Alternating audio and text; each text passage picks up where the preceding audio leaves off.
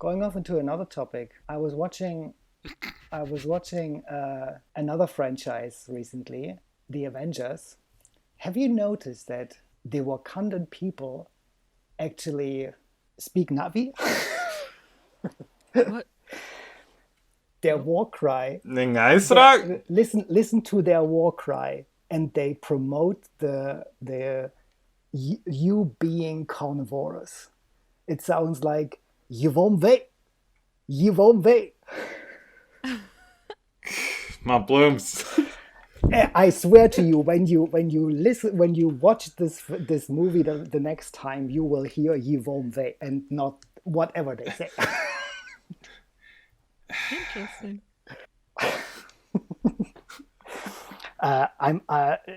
The isolation definitely wears on me.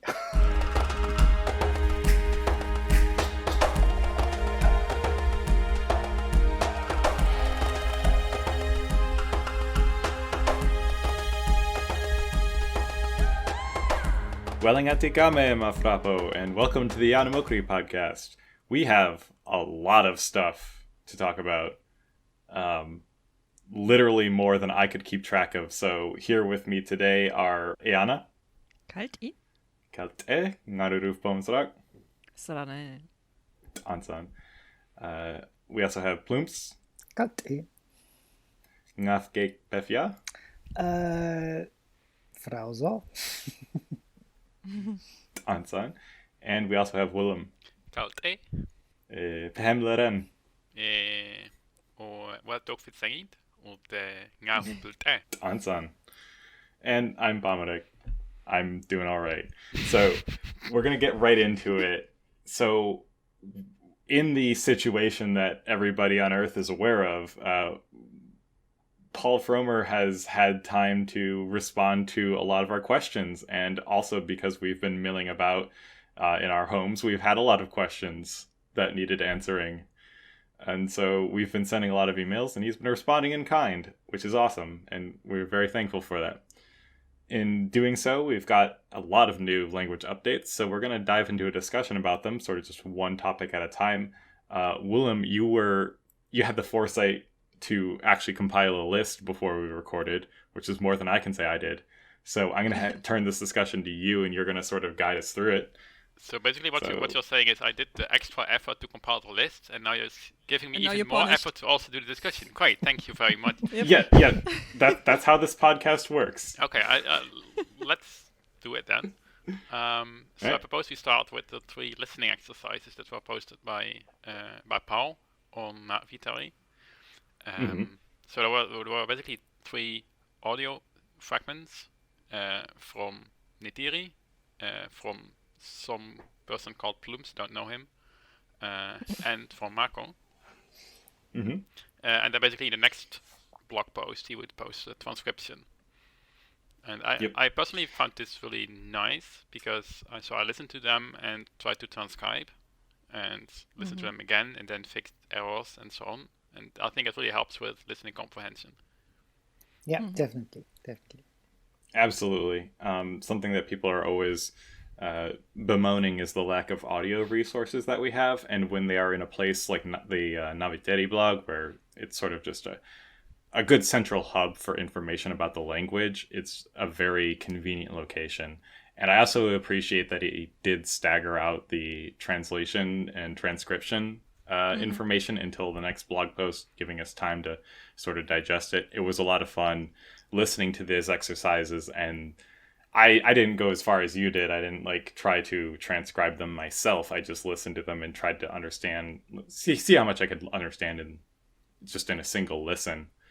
And I was mostly right for most of them, though. I think it was Neytiri's that I think the first time I listened to it, I totally flubbed one of the sentences and did not catch it. Yeah. The Neytiri's bumps we were did the same for hard. I'd have to let me pull it up.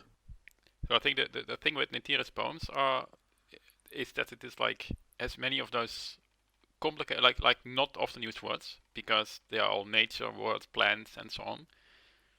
And then if there's like 2 of those in a sentence, then basically comprehension is impossible unless you figure out what the word boundaries are. Yeah, we did like transcribe and listen to the poems of Neytiri in the German study group as an exercise, which was awesome, by the way. But Awesome. we all kind of struggled with it. So some things just were incomprehensible for me and some other guys. But it was a lot of fun. Yeah, Neytiri always has a way with the Na'vi language. Like, she's just really good at it. And whenever she produces poetry and stuff, it's always just like, oh yeah, that word exists. Definitely. Yeah. And her premise was that she wanted to create poems that would actually be used and cited in Na'vi society. And I can totally understand and totally see that kids or, I don't know, teachers or parents would actually come up with like a riddle. What is this animal or creature in the woods? And they would talk about things that they are surrounded by. So I think I think she did an amazing job, and also keeping to the rhythm of words. So often when we translate poems or songs, we also try to do the rhyming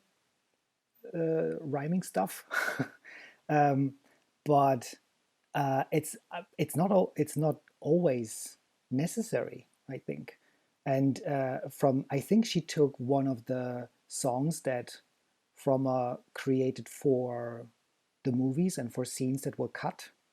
So and I mean the feat that she does for just going through those songs, coming up with the rhythm, and then creating poems that fit into that category or into that scheme is amazing. I think it's really amazing. Yeah. I often feel like her level of dedication and determination also is kind of like out of this world. like she's literally from Pandora. Sometimes that's true, but we also have to say, and that's something that we discovered in the group when we tried to transcribe this. It's poetry. Poetry is always more difficult to transcribe or to understand, because you can push the limits of Na'vi even further than it's right now possible. So that words appear at the end of a sentence or even a whole verse, so that sometimes is quite difficult. So yeah. Yes. And as we will touch on later, there is another way in which rules can be bent. Yeah. One, the story written by our own Plumps. Now I'm interested to hear what you think about that. So let me maybe again. I enjoyed it a lot. So something I really appreciate about what I've read from Plumps and a lot of the listening exercises you do, for some reason I can imagine you being like a Na'vi storyteller. Like the way that just the sound of your voice is very warm and welcoming and pleasant, and it's just like whenever I hear like long form Na'vi spoken by you, it's always just like, oh, that's just really pleasant. Keep on. Right. That's like, gather round, children. Uncle Plumps is going to tell us a story. Exactly. Yeah, that's I feel very humbled to hear that. I had a lot of because I was writing with Pawl back and forth when I submitted the story, and we talked a little bit about certain grammatical things, and then also when it came to the recording, there was a short period where we thought, is it better to do it in 2 parts? Because he felt at some point that it would be too long. And seeing the other examples, I, after it was published, also think that it's too long to to go through it in one sitting. I very much disagree. I think I already told you by chat, but I think that we need, especially for the more advanced learners, some realistic material, and this is like a really nice self-contained story. Yeah. And I think like I did it in one sitting, or basically 5 sittings after, like behind each other, because I needed to listen to the thing 5 times to understand everything. But I mean, it was I think very doable to just translate, like transcribe and translate the entire story in one go, and it was one nice story. So I think this was actually a good length. Okay. But it's definitely an intermediate or even an advanced level, which is definitely, even if just because of the speed. That too. But also that, I mean, we produce, of course, with the podcast here, lots of practice material for listening, but that is all very slow because we are like stammering and not so sure about what to say. So I think also these recorded messages have a completely different way of speaking that also needs to be practiced. So that's also one of the reasons why I like this. Right. Yeah, our style is very different in that it is very unprepared. I get the feeling that all of the recordings that were shared on Neytiri were very much written in advance, prepared, rehearsed, and several takes taken. So, but Plumps, how many takes? Both kinds of content are really nice. How many takes did it take you to record this? I didn't count. As I always say, in Na'vi, you only have to count to 16, and after that, everything is many. Nice. Sranänge. And then one more question: this hayalu alahe, was that like your own invention, or was Plumps involved? Was Pawl involved? I have to admit that was my invention, and I passed it by him and asked him whether that would be okay, and he liked it a lot, so he took it over. Nice. I liked it because I knew immediately what it meant, even though of course I hadn't like seen that word yet. Yeah, that was another thing that we wanted to test in a way. So I also suggested Sefrip is pretty much self-explanatory. We can guess what that is. But I also thought, okay, is it necessary to say this, or can it be understood from context? Because that is the real challenge in a natural conversation. You come up with words, or you come on 2 words or something like that that you've never heard before, maybe, or that you just have to get from context. And I think that is a good exercise to do that. Yeah, definitely. So it was so you understood it, what it meant. Yeah, basically immediately. Oh, it was like, okay. I think even like the first or second time of listening, I just heard hayalu alahe, and I'm like, oh yeah, another time, that will be to be continued, done. Yeah, exactly. But another future time is immediately how I parsed that. Nice. Flole. The advantages of being an etymology nerd are you hear these things and it's like, oh yeah, that's what that combination of ideas can combine into. Yeah. I just like the sound, something like, It has a super cool rhythm to it. All right, glad you liked it. It's very satisfying.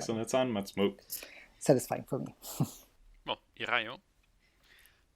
Then the third one, a message by Mako. Yep. And then I have to be super honest, I still have not listened to it. I wanted to do it and I forgot. You haven't? Sorry, Mako, if you're listening to this. I will listen to it after the podcast. Promise. Okay. You didn't do your homework. To me, it was very similar in, it was similar in tone and delivery to Paul's message concerning the quarantine situation. Yeah, that's true. And it was like obviously a lot less like whimsical story time, poetry time, and more just like, oh, this is like a direct address or like a speech that like a leader would give.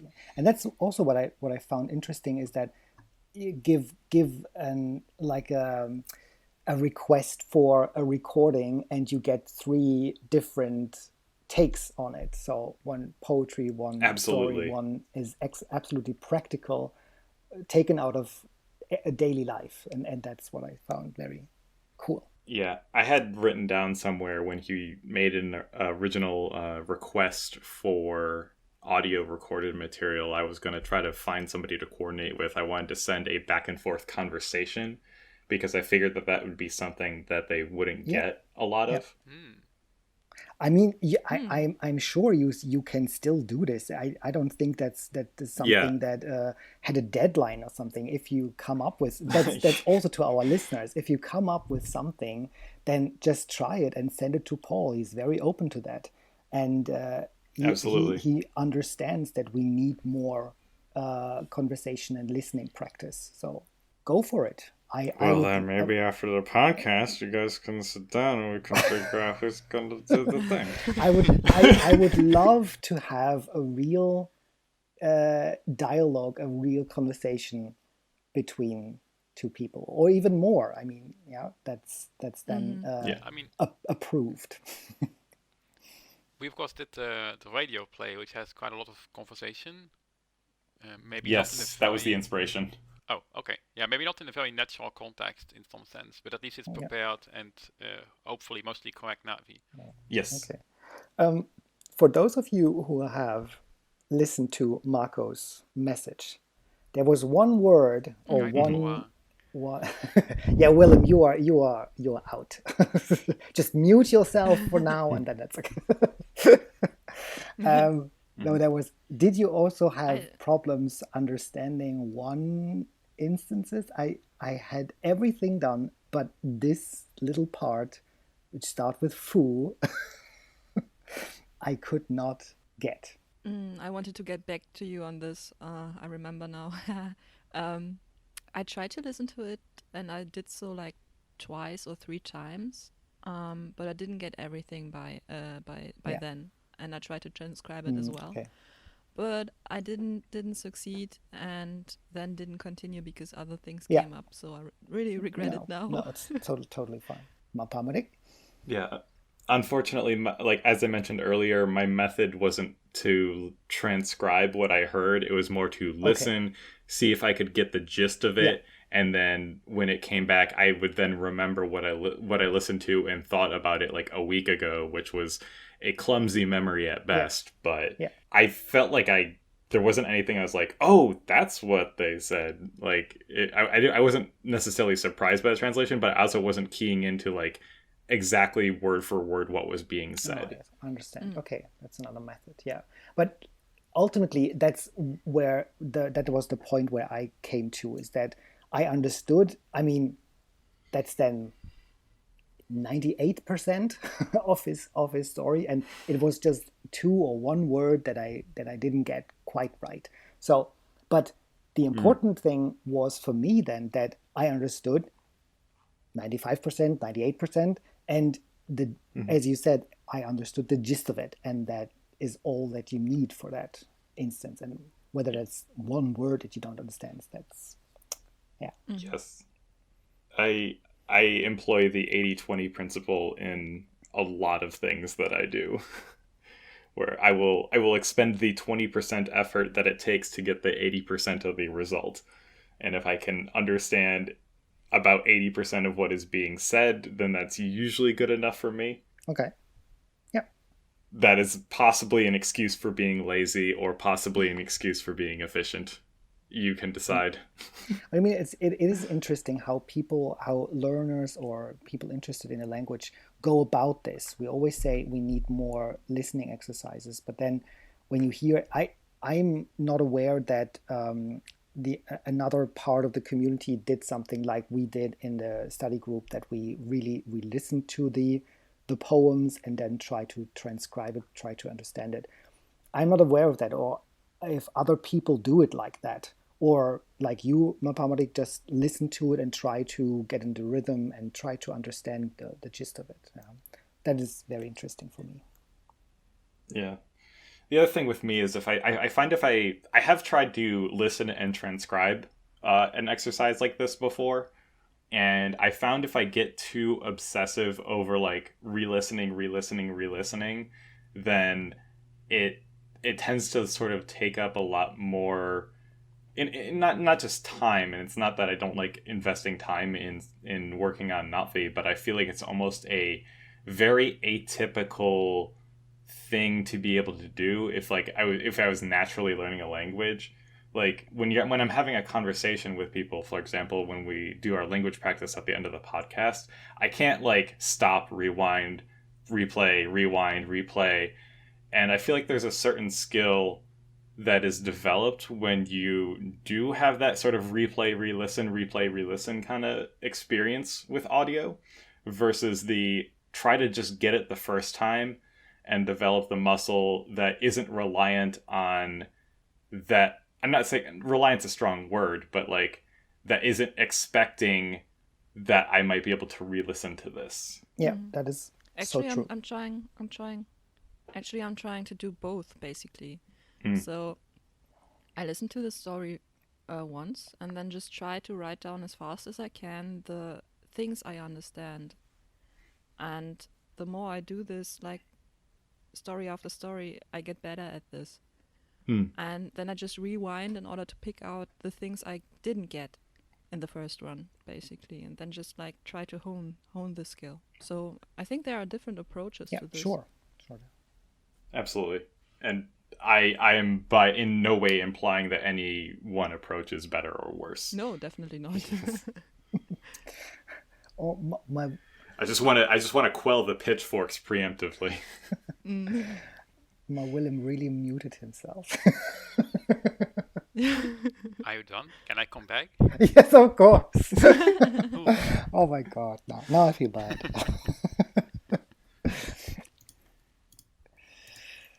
All right, listening exercises. Okay. Done? Yeah, that was the 3 awesome listening exercises.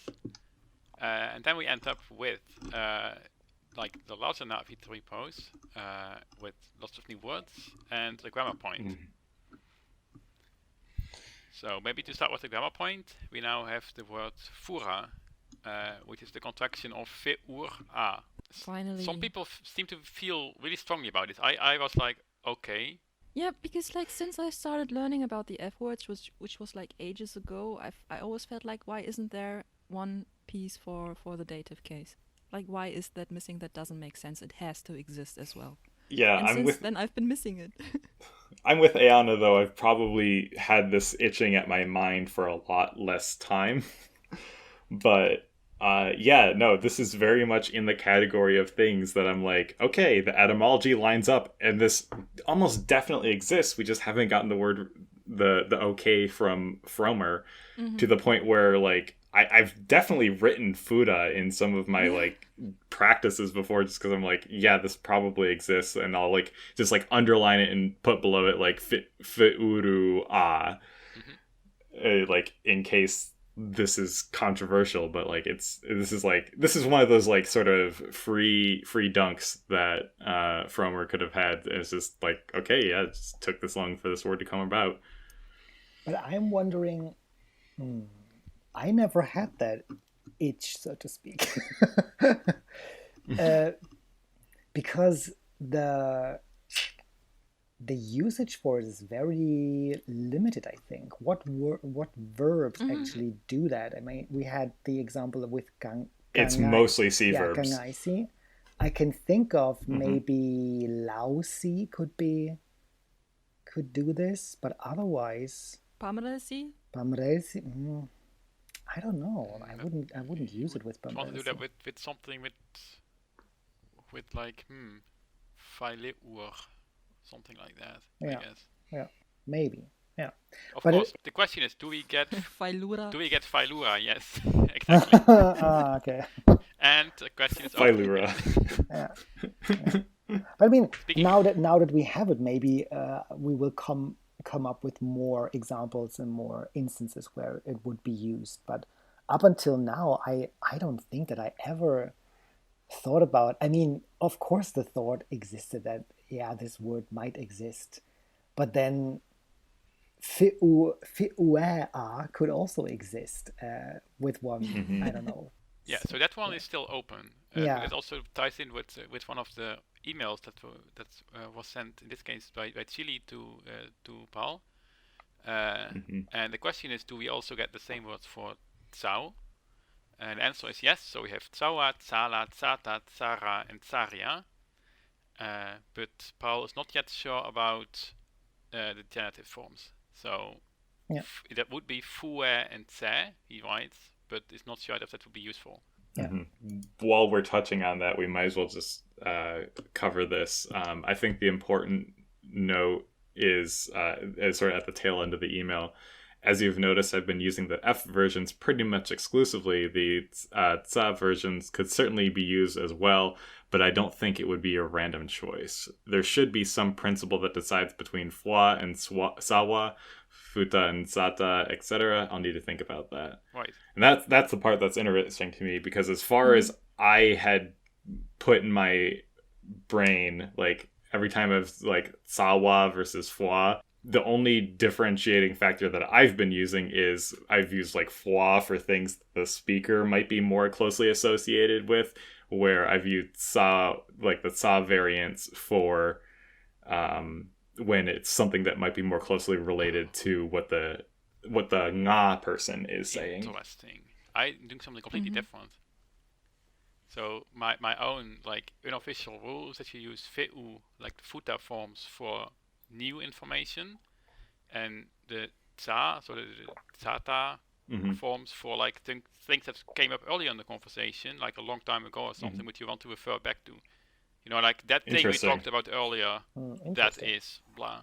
Yeah, that's interesting. That is just my brain, I guess. I don't know.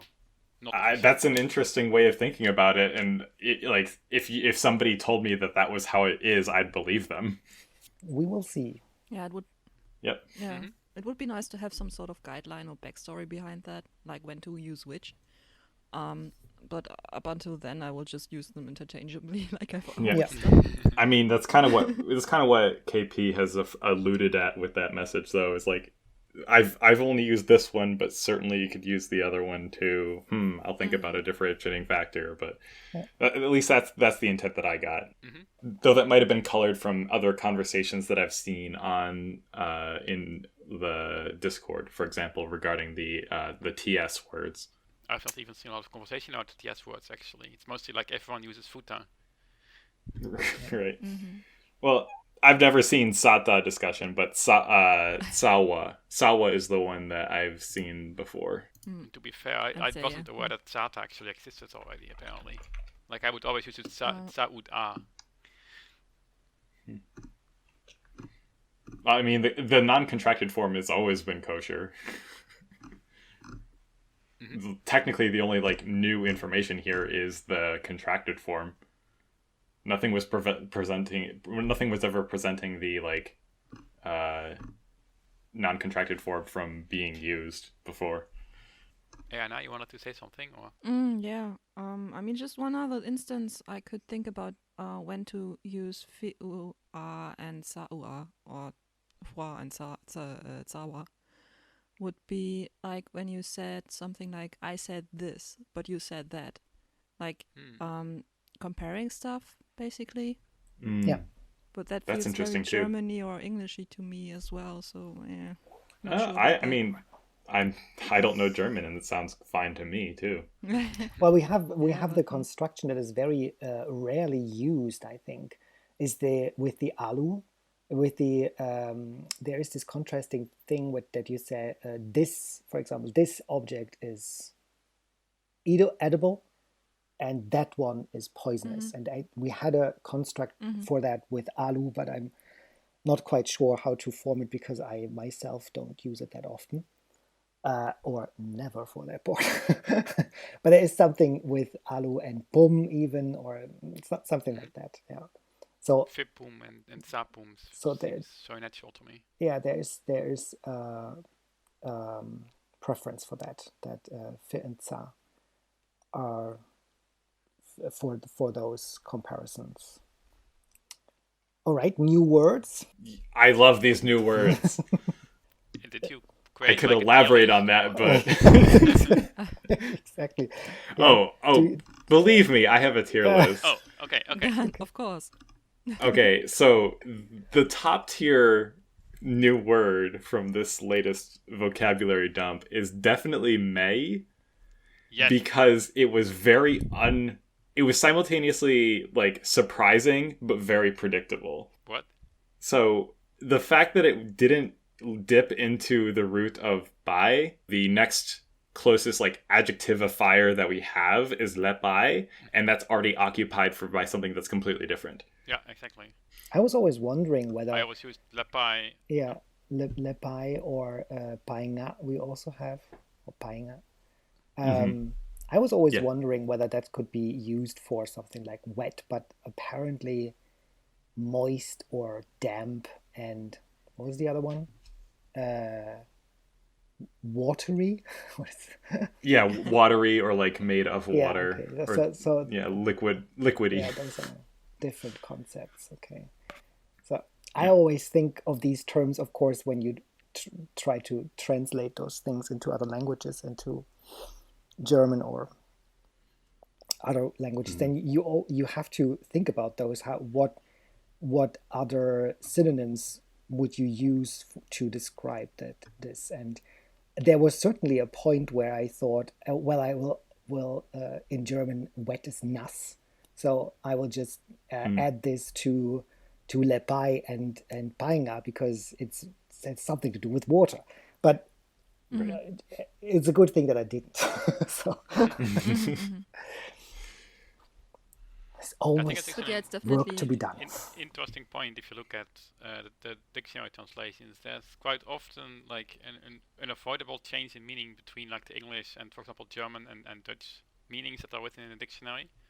Yeah, because it causes confusion, I have the feeling, but that's nothing you can do about it. Yeah, maybe this is a topic for another time, but sometimes it's very difficult to coin just one word for the English translation to for example, the German translation, because then you get, I don't know, when we look at it from an English perspective, you get one sentence.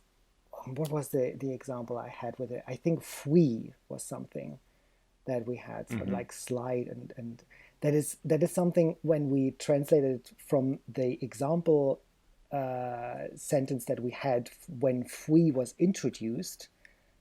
I always thought that it was something that you glide or slide on a surface, but I heard or read recently a few entries of a contest where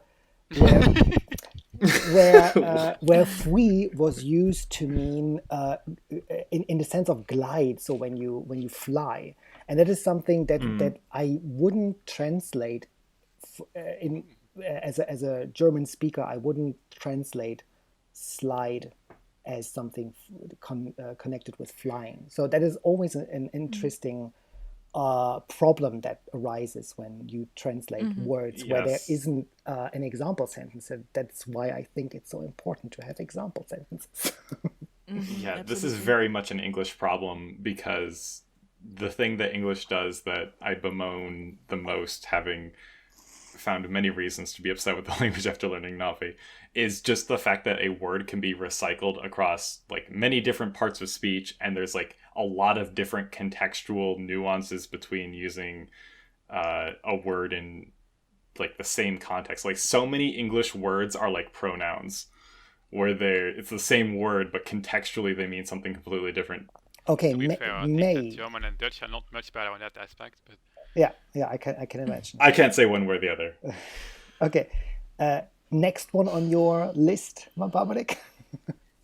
Oh yeah, so yeah, as I mentioned, may, very high tier word. I very much like the verbs that we got to. Bon and tsun are both fantastic verbs. I actually was really excited about tsun because I could work that into a translation of something that I was doing at the time. Very good. So I was trying to come up with vocabulary to describe various actions in this video game I've been playing. Okay. And there's a lot of like barriers that you can break through. and you literally shatter the barrier, and it's like, oh, this is the perfect word for this. Nice. I thought you were translating a song by the Cranberries. That's the first word that I shattered by your weakness. Okay. Well, that's something for you to do. No. But yeah, then there are, low tier words I'm using in air quotes that you can't see because this is an audio format. Fabio, I appreciated the contraction.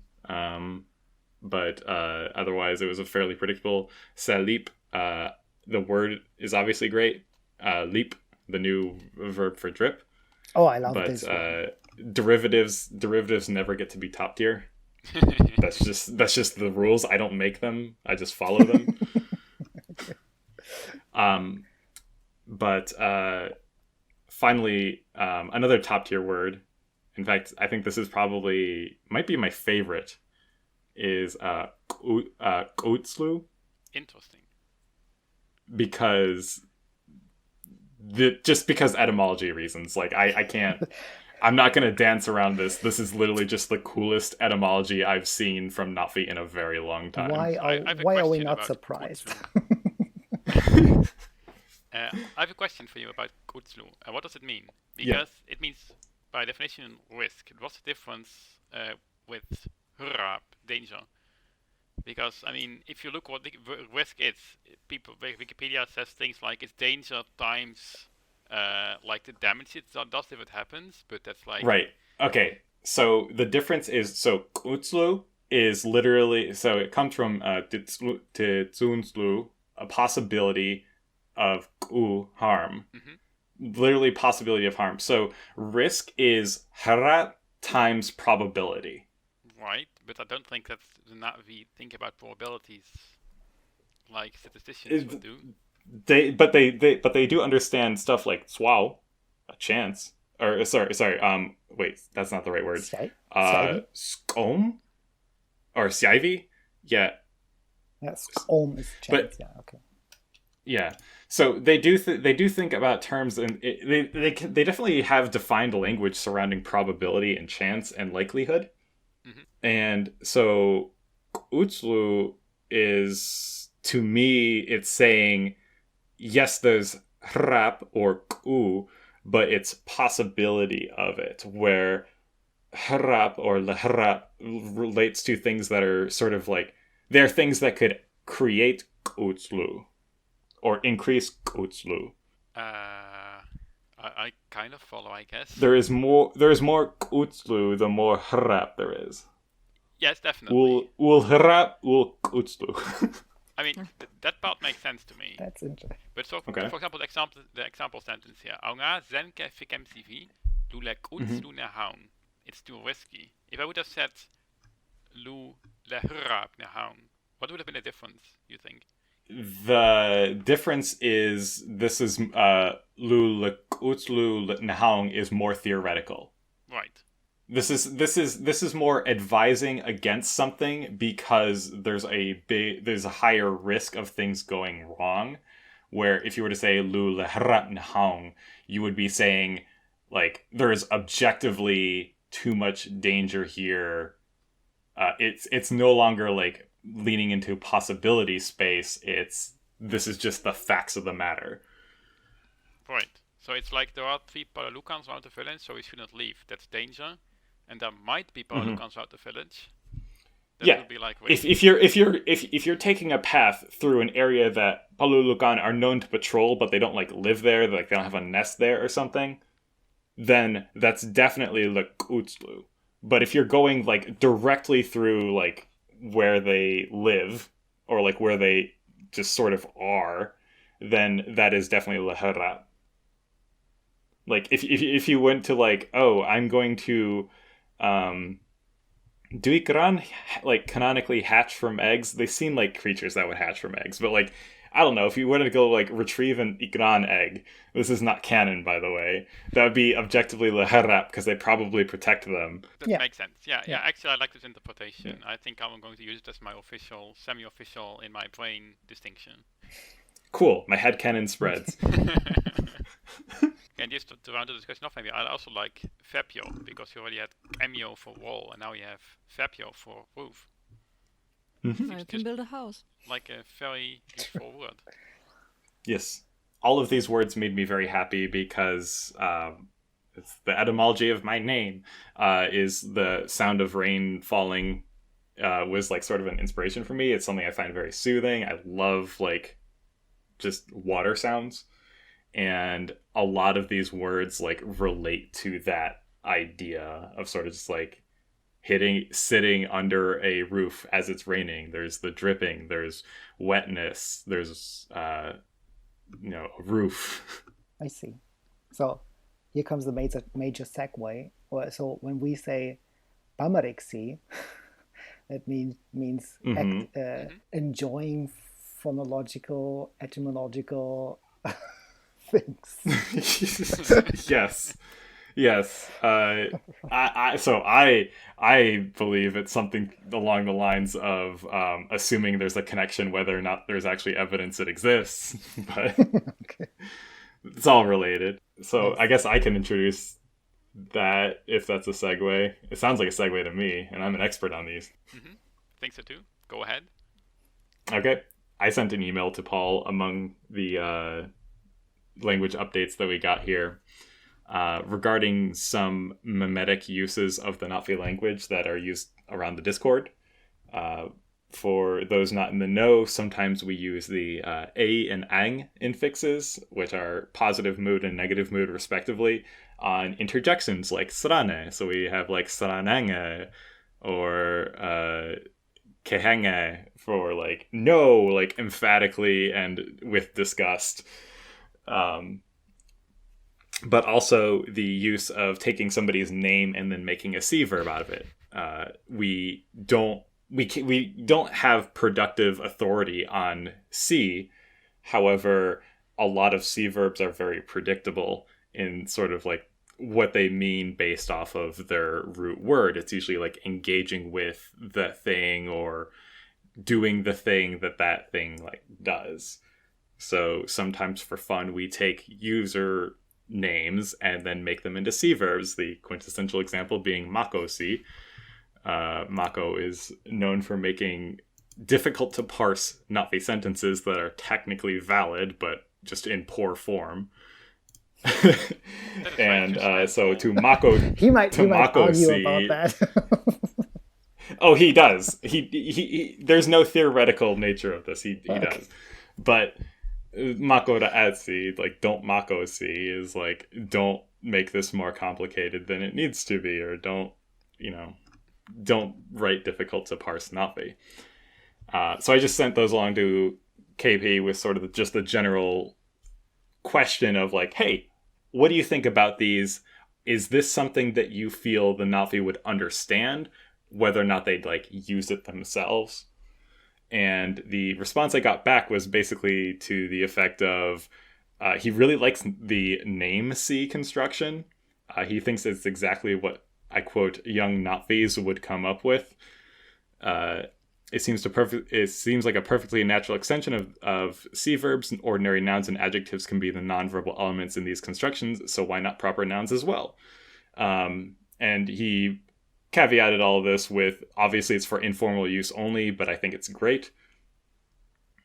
And then as for the a and ang infixes on interjections, he had a very mixed response.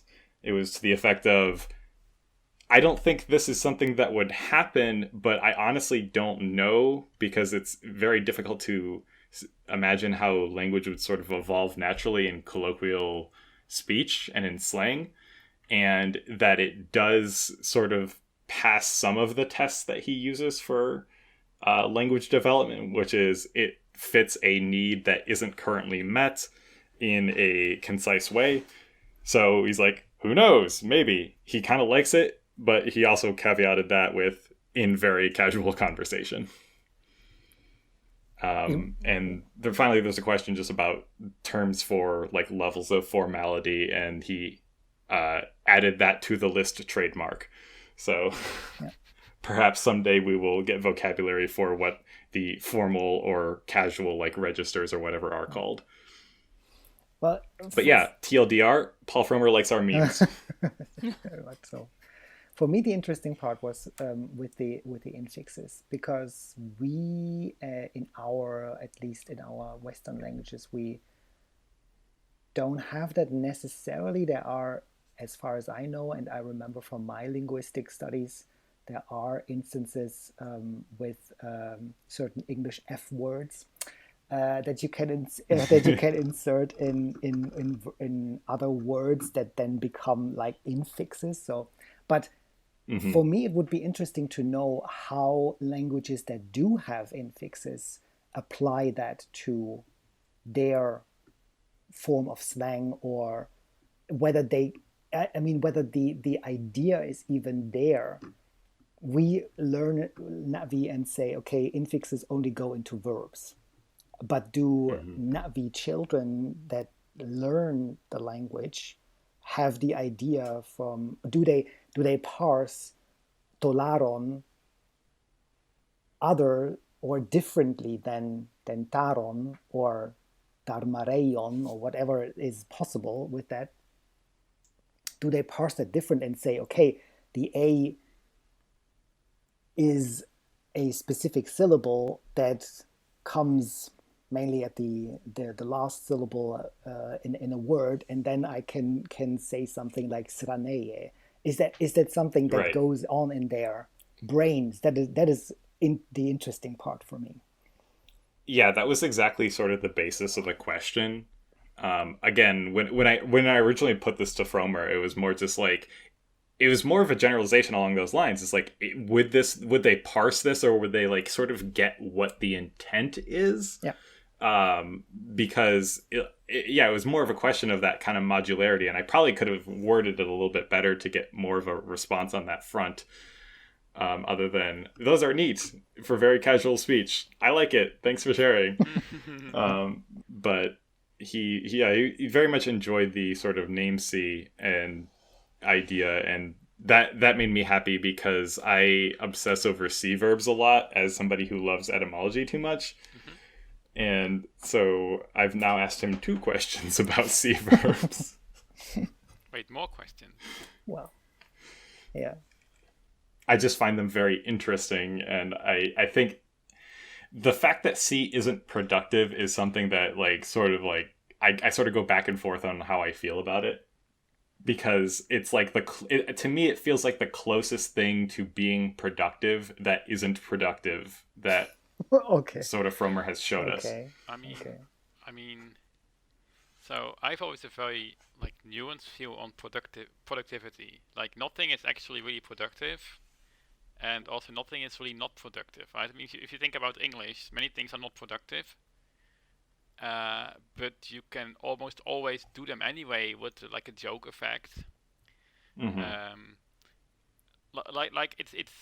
I'm pretty sure that if you would make anything a C verb, not even names, but like literally any word, like even adjectives, I don't know what, Na'vi would understand and maybe laugh about it because you speak weirdly. But I mean, it doesn't mean that it's not like the border between what is Na'vi and what is not Na'vi is very badly defined. And I have the feeling that like, because this is a constructed language, people seem to be thinking about it as a binary thing, like it's correct or it's not correct. But that is never the case. I'm with you on that. I will always champion anything in the direction of a very liberal interpretation of the rules of Na'vi. Completely agree. So, unless you want to say more about this, I have a segue for this one, because I believe I can predict it, but go for it. Yeah, you are going to ask what like informal meant, and I was like, can't you just use keskapek?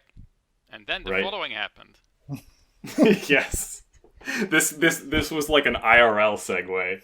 Yeah, this is actually sort of how this conversation evolved. I think that's actually how it went. Like, we had so many updates, I forgot actually what the order was even in which they happened. But I mean, I think this was actually what happened. So it was. Yes, we had the rule, which was actually written down somewhat vaguely, but I think it was actually formally stated. That if you have an adjective that doesn't have a natural opposite, so for example, som has, or like sang has the opposite well, So that doesn't count. But if you have an adjective that doesn't have such a natural opposite, then you can put ke in front of it and get an opposite productively. And that is now X'd.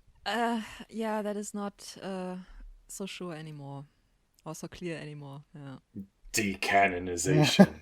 Yeah, we will have to wait on that one. Pawl promised to think about it a bit more and reply, I hope. I mean, so the initial thing was, since I assumed that you could negate adjectives which don't have a natural opposite already, that you could maybe also negate participles, because those are somewhat some kind of an adjective too. So that was the initial question, and then he got back to negating adjectives and saying that's not very productive or not very possible. So yeah, that caused a lot of confusion for me and everybody else, because I shared it, of course, with everyone. So yeah, no idea. We will have to wait and see. Like, my first reaction was interesting, but okay, because firstly, I have the feeling that almost no one actually uses this rule of making opposite, so it's not like anyone would actually be using it who would be like inconvenienced by the fact that it is now not legal anymore. Yeah. And secondly, I never liked the rule anyway, because it's I totally agree. We have so many adjectives that already have an opposite, and maybe we just don't know about an opposite that does exist, but Pawl hasn't told it to us yet. Yeah. So it is a very vague rule. Yeah, I totally agree. Yeah. Yeah, the angle I came at this from was, first of all, as you mentioned, the air quotes "ka" rule for negating stuff that doesn't already exist wasn't really well documented, as you mentioned. Like, it's not something that a lot of people were using, again, because it wasn't really found in any of the big grammar guides. Certainly wasn't in mine. But my stance on it was sort of piggybacking off of the casual register, and like, oh, do they think about this modularly, or is this something that's sort of acceptable in slang leNa'vi? I very much think that ge is the closest the leNa'vi have to like the English meme of putting N''T on words that it doesn't work on as a form of like informal negator. Such as? Yesn't. Yesn't. Yes, exactly. That's a good example. Is that like yesn't? I've never heard of that. It's like no. Yesn't is more like kesrane. I see. Okay. But it's like it's very informal. It's actually it's a somewhat recent kind of meme. But like, yeah, but just putting N''T on words that doesn't make sense to like make the opposite of them. So I could technically say okayant. You could, and somebody who is well versed in like modern English memes would get it. I see. I've never heard of that. Interesting. Okay. Yeah. I don't know, like if you're sick, you're healthant.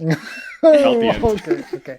But I mean that is another thing. I mean, healthy is an adjective, and would be something that I put on a verb. So that is something that would refer to the a infix on other word classes. But yeah, the reason I felt this way about adjectives though is because ge can be found in basically everything that negates in leNa'vi. It's in everything from gehe to gea to like except getsun, or except for kewan. Getswa. Right. But there's exceptions in every language, I'm told. I'm told. I don't want to believe it. Not in Lodgeban. Isn't that right, mother? I think Tokipona also comes quite close. Okay.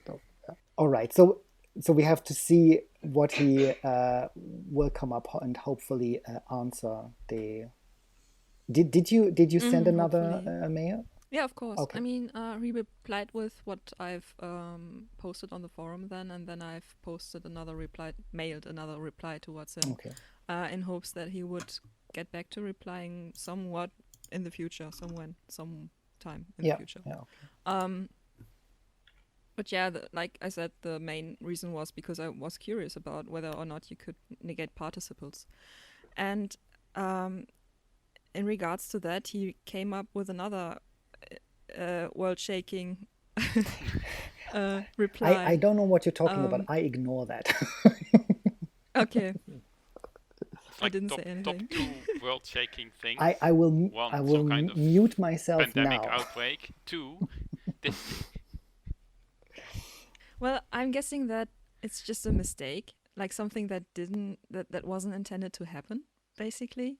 That's just my guess, but I'm not sure. I mean, he's the father of the language and he makes up all the rules, which I'm fine with. So if he decides that's a thing, I'm fine with it. I will go along with it. I will maybe protest, but meh, zumpehem kefjak. But yeah, the gist of it was that, like, up till now, participles could only ever be used attributively. Like connecting it with an A next to its noun, so the noun is described with that participle. The sleeping, palulukan and stuff like that. And in an example sentence he provided in that mail, he kinda indicated that those participles could be used predicatively, you know what I mean. As a predicate. Yeah. So, what the fuck? Yeah. That was interesting. Yeah, I was upset when I read that. Yeah, me too. Mostly because what I had been previously told is, oh, you don't use like lu like husahao, for example. You just use harahao. Yeah. And that was always like, oh yeah, that's just pointing out that we have more elegant ways of doing this, so we can use them. And then KP goes and uses it, and it's like, that doesn't seem elegant, and I don't. Yeah. It's gross, and I don't like it. Trademark. Like, I also think that that was a mistake. Yeah. But that's also something that we just have to wait and see how that turns out. I hope he will reply sometime soon, and then we will get answers to that, I hope. And of course, you will hear those answers also on the podcast here. Yeah, so stay tuned. Subscribe to our podcast for timely discussion on new Neytiri posts. I mean, we had like 9 language items dropped in 3 weeks, so no one can tell that we are not timely enough. This is a large backlog. The tsun was the next one. Tsun.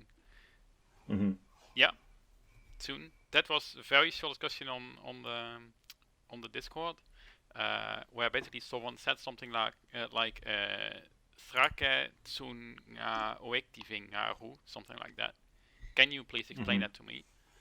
And I was like, wait, can you actually use tsun in that way? Because it seems like weird somehow. I mean, I can see how it could be used, but I've never seen it used before in that sense, and it looks like a literal translation from English. So this was asked, and is now fine. So we know that now. Yep. Language teachers would riot because of that. If I remember correctly, in school, my German teacher always scolded me because pupils asked, "Can I go to the toilet?" instead of "May I go?" Oh my. So, Yeah, no, that's I'm very much the kind of person that will do something like that. Yeah, same. And it's like, oh, can I go to the toilet? Yeah, I hope so. Yeah. Well, that's so the reason that I was unsure in the first place is that in Dutch you can actually also use different verbs to do the same thing. So the question is, which one would the learnna'vi use? Like in Dutch you can use the verb for to want. Do you want to give me this? Is also completely valid and maybe more natural way to say it. So that's why I was like, maybe not in Na'vi. But the answer is yes. I would still say that this is, and again, everyone's allowed to use the language however they want, with an asterisk, obviously, but this isn't something that I would use, because I feel like there's better ways to verbalize requests like this. That don't sound as like soft. I don't know. I speak very directly.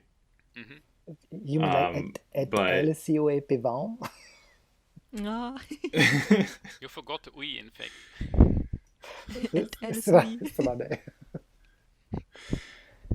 But yeah, it's not something I'll use, but it's cool to have the clarification, and more flexibility in verbalizing stuff is fine. Yeah. But I mean, how would you do that then otherwise? Well, how would you have done it before? If you say, can you explain that to me? Waiting. Oh, okay. Just I mean, we have to. Okay. So get rid of the thing is that get rid of the modal and get rid of any superfluous words and just go straight to the point. Okay. Yeah. Because I think I would honestly just say waiting. Yeah. Because I think it's generally what we do. Right? You have pretty short, concise sentences without a lot of fluff, unless you go like to the ui infix and stuff. Yeah. Yes. Okay, yeah, that's true. So I feel myself that waiting is more Na'vi-like in my mind than saying the whole thing with srake, tsun, blah, blah, yeah, blah. Okay, I understand that. Yeah. But my mind was going through to another direction. I was thinking about, do we have a word for be able to do something? So, but that would be another thing, how to parse that. But okay, no, being precise is totally fine. To me, using tsun in a request, it feels like a form of language padding that frustrates me. But I understand it's a lot of people it's sort of a very defensive speech tactic to say something like, oh, is it possible that you could maybe do this, please? Sorry, I don't want to bother. I'm just like, and this like, a whole essay of like apologetic defensive speech rather than just saying, hey, could you explain this again? Done. Mm-hmm. Did you say, could you explain that to me? Isn't that also a form from can? I get it. Oh, that's one thing I always think about is when I had my training, my last job, call center, right? And they always drilled it into us to not to say, I would like to, could you do something? But my boss was always telling me that that's very unclear language. You always have to be precise, and you say I will, or I don't know, something like that. And that's I align with your boss. Yeah, but it's something that also appears in language naturally, that we have this mechanism that you said of how did you describe it? Padding defensive language. Okay, something like that. Or did you already apologize for something that you're going to say? Yeah. Yeah. Well, I always feel like the more words you add to a sentence, the more polite it gets. Somewhat, at least.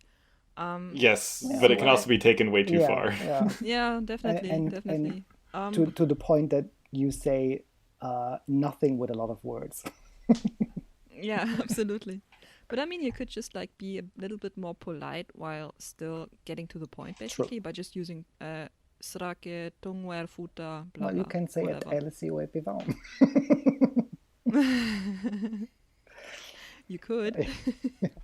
So yeah, many roads lead to Rome, I guess. And soon is just another one, a new one then. Finally, we have a update on the lesson's questions, right? Question intonation. Yeah, of course, there's always more questions on the Na'vi grammar, and if you have them, we now know how to do the intonation on these. I found this interesting. Mm-hmm. Yeah. So I think basically the gist, it was pretty kind of long email. I think the gist is mostly it's like in English. Yep. Yeah. 4 questions. There was later a different thing about topicals, but that's what I got out of it. That's what I remember the clearest, the topical. Mm-hmm. So if I remember correctly, is that intonation, we go in our Western languages up when we at the end of a sentence to indicate that it's a question, right? Really? I don't know. Okay. But basically, and I know that from experience because Irish does it in a similar way, is that because the question word is always at the beginning of, mostly always at the beginning of a sentence, you have certain particles that indicate that what follows now is a question. And when you hear Irish conversation, you don't get the, is it true? At the end of the sentence, but you get just because the beginning of the sentence always says that it's a question. Their intonation is quite flat in air quotes, right? So, right. Let me just try. Again, sranänge of kusjau plumps. That doesn't sound like a question, but it still has sranänge. Yeah, so, I mean... exactly like that. Yeah. And I always thought, I mean, even I think I did that in the second year maybe of learning Na'vi, where I was adventurous and said, actually, we don't need the question mark in our writing system because sranänge and pe words already say that it's a question. Why do we do the question mark? I refuse to use question marks now. That's where I am at too. I only use the question mark in writing Na'vi sentences if I'm writing more than one sentence in sequence and I need to create a break between them, and the first sentence happened to be a question. You're also in team lowercase, aren't you? Oh yes. Capitalization. Okay, so my current stance on capitalization is that if you're using a loan word, capitalizing is a great way to indicate it. And otherwise you would write everything in lowercase. Yes. Yeah. I am not in the leNa'vi capital N in the middle of the adjective camp. I hate that. Oh no, I like it. Yeah. You monster. We disagree now. The camel case, yeah, that's interesting. Well, yeah, with leNa'vi I would still do it, but with others it's interesting. That's the same with, yeah. Have you ever tried to, if you write it in a headline, that you write leNa'vi with the L in uppercase and the N in lowercase? That looks so weird. No. That looks disgusting. Yeah. I ram a thing like with the A's capitalized. It's like yeah. Meh. Yeah. Okay. Well, but then I've never had to write a Na'vi headline, so I don't know how I'd tackle this, but I would probably do capital L lowercase n for leNa'vi. But if I would have leNa'vi as the first words in the sentence, I would capitalize both, so both the L and the N. Yeah, that's possible.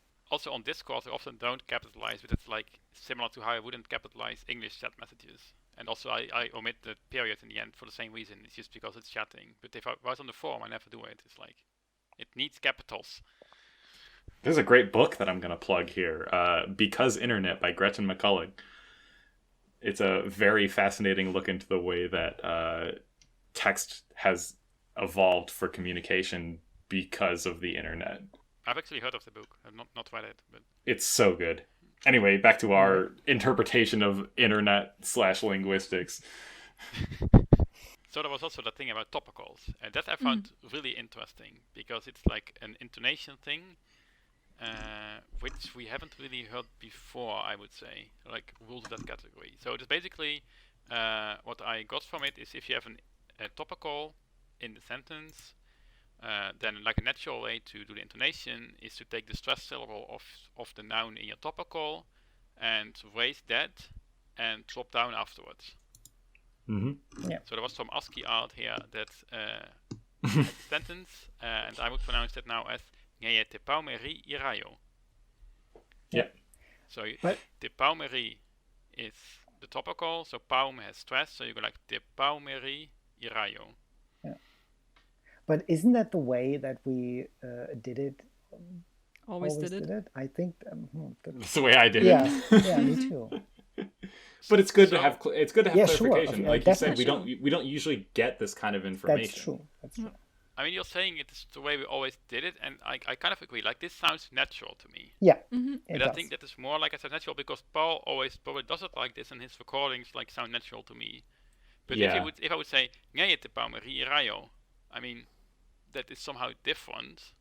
It doesn't sound natural to me. To me, that almost like puts a false emphasis on Neye. Yes, when I said it, I was also thinking like I'm kind of emphasizing Neye now. Mm-hmm. But we don't actually obviously know if Na'vi does that or not. It's like if I say Neye te paumeri rayo, does that mean that the Neye is emphasized? I don't think we actually have rules about that. No, that's true. That's a very good question. Let's not I would just make switch like it another around. email storm to Pawl now, but Yeah, but it's like, isn't like the last word in a sentence usually emphasized more by nature? Yeah, but you can't really do that with a topical. Yeah. You can't say like regarding your question. Yeah, thanks. but you could like instead of saying Neye te paumeri, you could say te paumeri Neye. But then you still have to say irayo at the end, right? Well, then that's every what is that? Every phrase has its own punchline at the end.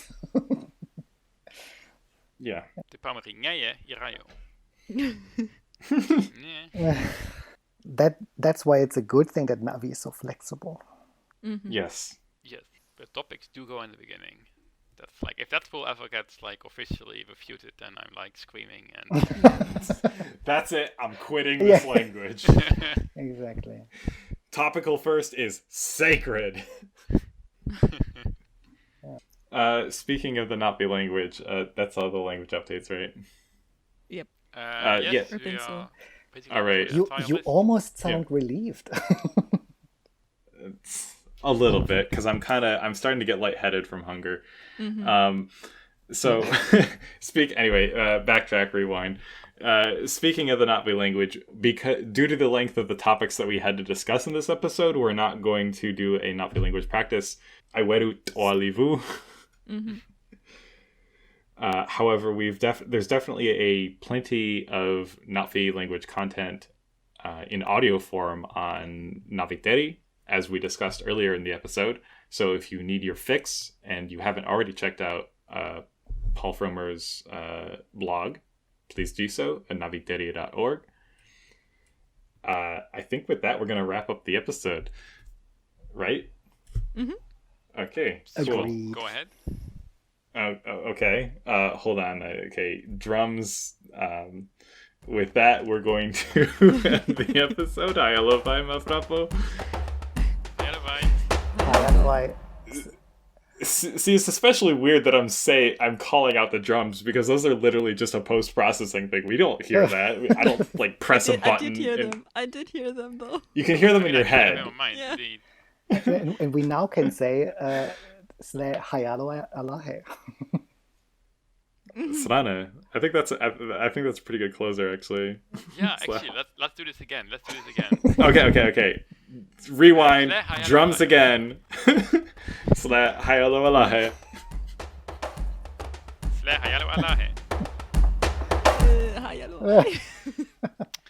You're supposed to say Hayalo alahe.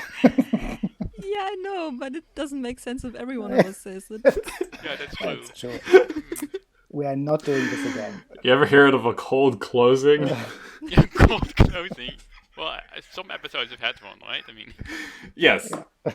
Yes, but this one's particularly extended. I've probably added in the closing drum audio like 3 times now. I'm gonna do it again. Here it goes. Here it comes. Hayalopai. Hayalopai. I'm losing it.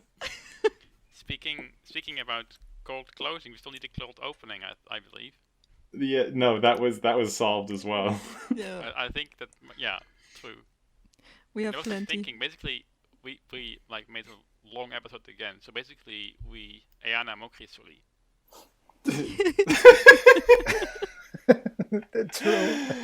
Sranänge. And if we ever don't come up with an episode, we now have enough cold openings that we can do one long episode with only the cold openings.